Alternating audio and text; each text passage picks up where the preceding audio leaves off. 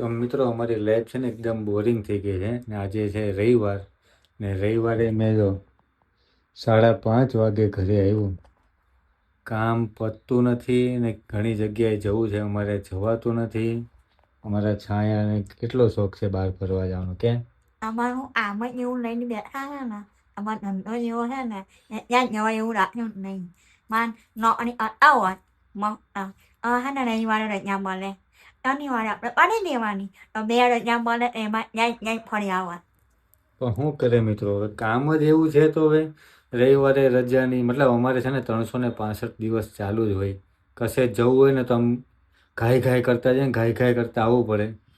બિલકુલ ટાઈમ નહીં મળતો. હવે કામ ધંધો બંધ કરી દઈએ હે તો ક્યાં ખાઓગે બાબાજી કા થુલ્લું. એમ બધું સેટિંગ થાય જ જાય હવે. ક્યાંથી સેટિંગ થઈ જાય? હવે આ 2 દિવસ રજા પાડે એમાં આનું કઈ ન જાય. 4 દાડા આપણે આમ કરતા હોય 5 દાડા. હા તો ઉપર આપણે આમ કરીએ, આની નવી રજા પાડી દેવાની.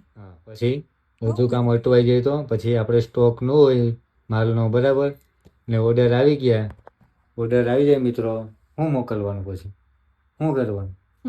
હે એમને એમ ના થઈ રાખવાનું બધું પણ નહીં ભેગું થતું એટલે જ ને કાપડમાં ખરાબ મળે છે, કાપડ હરખું આવતું નહીં ને આમ ને તેમ. યાર આ નહીં થાય તો આપણે આમ જ કરો, ત્યાં નથી જવું આવું આપણને. પણ મિત્રો બહાર જાય ને તો થોડુંક માઇન્ડ ફ્રેશ થાય. અહીંયા દુકાને ને દુકાને હું જિંદગી કેવી છે, ઘરેથી દુકાન, દુકાનથી ઘર, ઘરથી દુકાન. ક્યાંક જવું હોય તેમ થાય. વાંધો ને હાલ ને આપણે નીકળવું ને પછી સવારે ખબર પડે કે નહીં જવાય ભાઈ, બહુ લોડ છે, એવું થાય છે. અમારા રોડની નીચે મારાથી ક્યાંય નથી જવાતું. ભોગવો પછી મારા મમ્મી લોકો છે ને એવું ચાલ્યા કરે તમે નહીં કરે. તો મિત્રો અમારા છાયા છે ને મસ્ત મજાનું કવર લઈ આવ્યો છે. ઓરિજિનલ ડાયમંડ છે આ.